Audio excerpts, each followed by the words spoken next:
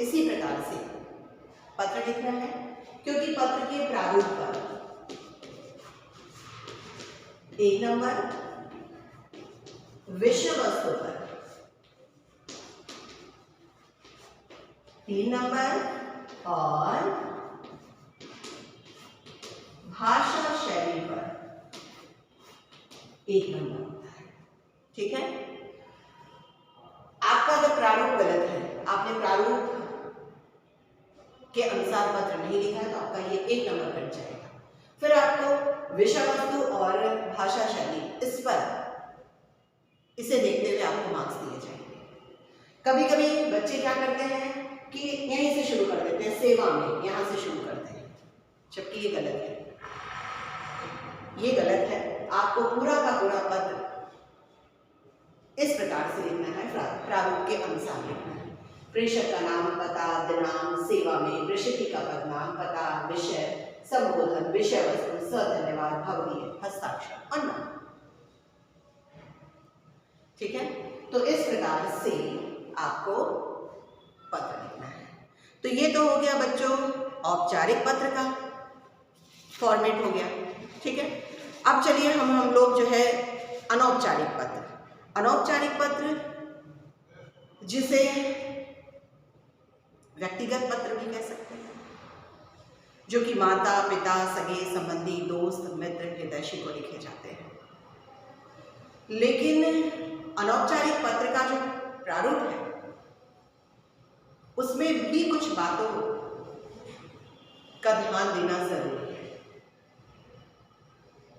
आमतौर पर अनौपचारिक पत्र लिखते समय आप ध्यान नहीं देते हैं। बच्चों को लगता है कि नहीं, मैं मित्र को तो पत्र लिख लूँगा, पापा को पत्र लिख लूँगा, मम्मी को पत्र लिख लूँगा, और इसमें कुछ भी ध्यान देने की ज़रूरत नहीं है।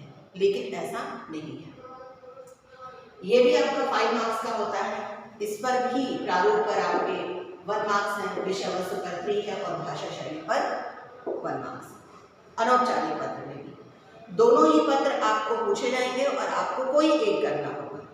या तो आप औपचारिक पत्र लिखेंगे या फिर आप अनौपचारिक पत्र करेंगे, लेकिन दोनों ही पत्रों में आप प्रारूप का, फॉर्मेट का ध्यान देंगे। ठीक।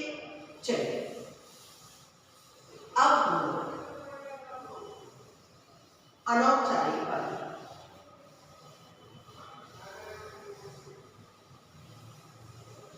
के प्रारूप की तरफ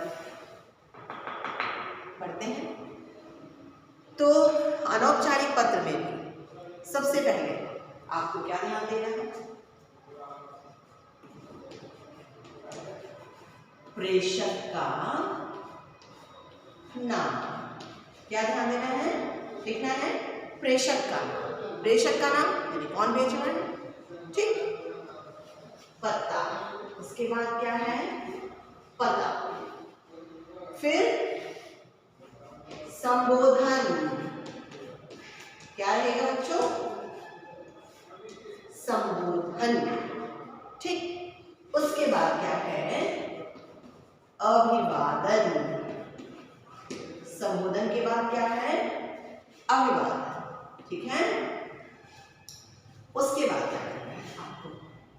आपको ध्यान देना है शिष्टाचार। ठीक। ध्यान दीजिएगा थोड़ा सा। फिर आपको क्या आना है? विषय वस्तु। ठीक है। विषय वस्तु के बाद फिर क्या ध्यान देना है? लिखना है शिष्टाचार। ठीक। फिर आप क्या लिखेंगे? अभी मैं आपको ये बता दे रही हूँ, पत्रोत्तर की प्रतीक्षा में। ठीक है। फिर आपका, आपकी या फिर तुम्हारा या तुम्हारी। ठीक।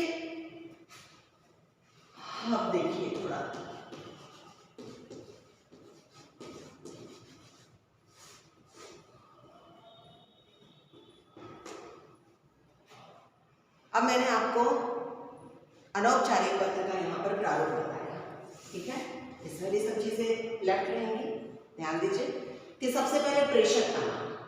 प्रेषक का नाम आपको पता चल चुका है, जो पत्र लिखता है उसका नाम और पता, दोनों चीजें। तो प्रेषक का नाम और पता, ये जो मैंने यहाँ पे लिखा है ब्रैकेट में वैकल्पिक, तो इससे आप ऊपर भी लिख सकते हैं प्रेषक का नाम और पता। हेडिंग नहीं डालिए, डायरेक्ट आपको लिखना है और उसे आप नीचे भी लिख सकते हैं, ठीक है। अपना नाम लिखने के बाद सबसे नीचे वहां पर भी आप लिख सकते हैं। तो ये ऑप्शनल है, वैकल्पिक है, जरूरी नहीं कि अगर यहाँ ऊपर आपने लिख दिया तो नीचे लिखने की आवश्यकता नहीं है, और अगर आपने ऊपर यहाँ नहीं लिखा है तो फिर आप सबसे नीचे इसे लिखेंगे, ठीक। तो प्रेषक का नाम, पता, संबोधन, संबोधित किया, पिताजी हैं, माताजी हैं, उसके अनुसार पूज्य पिताजी, ठीक। सादर चरण स्पर्श।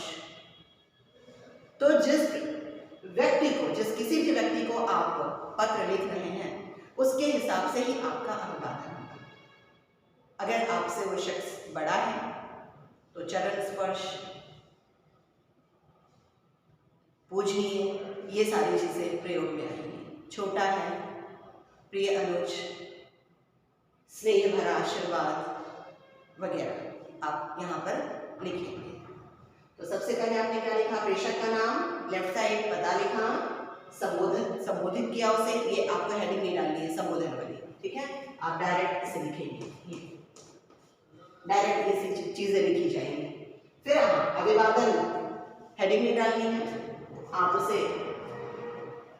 नमस्कार करेंगे, चरण स्पर्श करेंगे, ये सब करेंगे।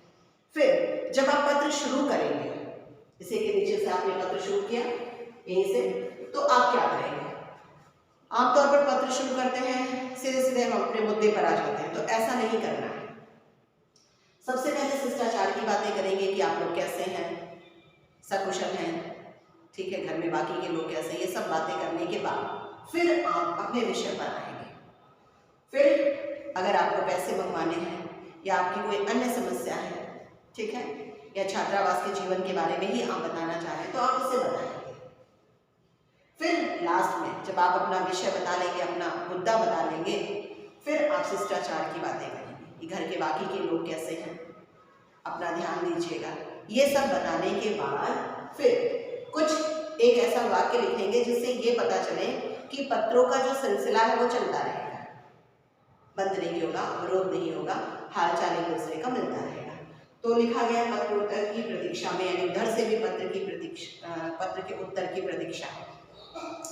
फिर बड़े हैं तो आपका या आपकी, और छोटे हैं अगर तो तुम्हारा या तुम्हारी बताएंगे, ठीक है। तो ये आपका हो गया अनौपचारिक पत्र का प्रारूप। प्रेषक का नाम, पता, वैकल्पिक है, अगर आपने इसे ऊपर लिखा है तो आप नीचे नहीं लिखेंगे, और अगर आपने ऊपर नहीं लिखा है तो आप इसे सबसे नीचे लिख सकते हैं, ठीक है। संबोधन करेंगे, अभिवादन करेंगे, शिष्टाचार की बातें बताएंगे, हालचाल लेंगे, पहले विषय वस्तु बताएंगे, आपकी क्या समस्या है, आपका क्या मुद्दा है, फिर शिष्टाचार की बातें, फिर कोई ऐसा एक वाक्यांश लिखेंगे जिससे ये पता चले कि पत्रों का सिलसिला चलता रहेगा, आपका, आपकी, या तुम्हारा या तुम्हारी। तो ये हो गया आपका अनौपचारिक पत्र का फॉर्मेट, ठीक है। क्या हो गया आपका अनौपचारिक पत्र का प्रारूप हो गया। तो जो भी पत्र आपका, दो प्रकार के पत्र आपसे पूछ जाएंगे, आप जिस भी पत्र को लिखते हैं उसे प्रारूप के अनुसार ही लिखें। तो फिलहाल आज के वीडियो में बस इतना ही, अगले वीडियो में फिर मिलते हैं, तब तक के लिए